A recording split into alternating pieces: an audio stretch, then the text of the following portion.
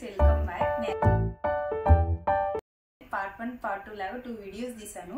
అందులో 2026 batch syllabus and also references provide చేశాను మీరు చదువుకోవడానికి. అండ్ ఆల్సో కొన్ని డంప్స్ ప్రొవైడ్ చేశాను పీడిఎఫ్స్ లాగా.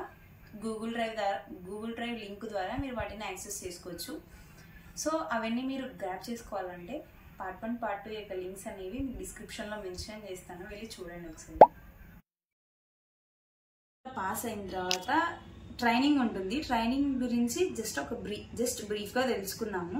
ఫస్ట్ వచ్చేసి డే 1 నుంచి డే ఎన్ దాకా మీకు ఎన్ని ఎగ్జామ్స్ ఉంటాయి, పాసింగ్ క్రైటీరియా ఏముంటుంది. సో ఆ పాసింగ్ క్రైటీరియాని మీరు రీచ్ అవుతేనే మీరు ఆన్ బోర్డింగ్కి ఎలిజిబుల్ అవుతారు. ఆన్ బోర్డింగ్ అంటే కంపెనీలో జాయిన్ అయ్యేకి ఎలిజిబుల్ అవుతారు అనమాట. సో వాటి గురించి ఈరోజు తెలుసుకుందాము. ఫస్ట్ వచ్చేసి ప్రైమరీ ఎగ్జామ్స్. ఒక బ్యాచ్ తీసుకుంటే ఫర్ ఎగ్జాంపుల్ బ్యాచ్ని 2గా డివైడ్ చేస్తారు.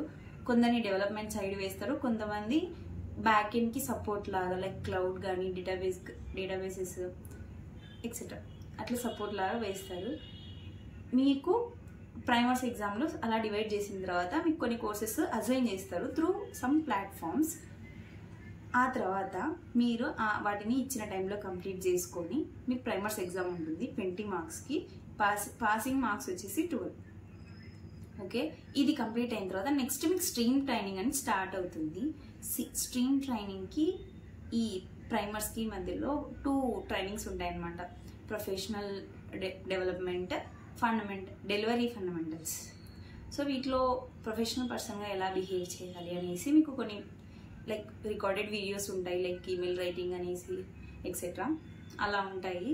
తర్వాత డెలివరీ ఫండమెంటల్స్లో కూడా ఇప్పుడు ఫర్ ఎగ్జాంపుల్ నాకు వచ్చేసి బ్యాక్ ఎండ్ లాగా వచ్చిందనమాట. సో అంటే ఇన్ఫ్రా వచ్చింది. ఇన్ఫ్రా అంటే మనకి డేటాబేసెస్ పైన ఇవి అడ్మినిస్ట్రేటర్గా అట్లా ఈ డెలివరీ ఫండమెంటల్స్, ప్రొఫెషనల్ డెవలప్మెంట్ ఈ 2 అయిపోయిన తర్వాత స్ట్రీమ్ ట్రైనింగ్ స్టార్ట్ అవుతుంది. అది 1 మంత్ ఉంటుంది. ఆ 1 మంత్ కంప్లీట్ చేసుకున్న తర్వాత ఆ 1 మంత్లో మీకు theoretical part, hands on 2 complete చేస్తారు. అవి చేసేసిన తర్వాత MCQ1, MCQ2, MCQ3 అనేసి 3 ఎగ్జామ్స్ పెడతారు. వాటికి కూడా ఒక పాసింగ్ క్రైటీరియా ఉంటుంది అండ్ ఆల్సో ఒక హ్యాండ్స్ ఆన్ ఉంటుంది అనమాట. సో ఈ 4 అయిపోయిన తర్వాత ఫైనల్ ఎగ్జామ్ వచ్చేసి మై కాంపిటెన్సీ ఎగ్జామ్ ఉంటుంది. అందులో కూడా మీరు మంచిగా పర్ఫామ్ చేయాలి. కొంచెం డిఫికల్ట్గానే ఉంటాయి, ప్రైమర్స్కి వచ్చినంత ఈజీగా ఉండదు. అన్నిట్లో మీకు P2 ప్రొఫిషియన్సీ వస్తే, అంటే P2 అంటే లైక్ మీరు ఒక పాసింగ్ క్రైటీరియాకి రీచ్ అయ్యారు. సో మీరు ఆన్ బోర్డింగ్కి ఎలిజిబుల్, అంటే కంపెనీలో జాయిన్ అవ్వడానికి ఎలిజిబిలిటీ మీరు రీచ్ అయ్యారనేసి అర్థం. సో అలా మీరు ఎంటర్ అవుతారు. ఇది from day 1 to day end of the training.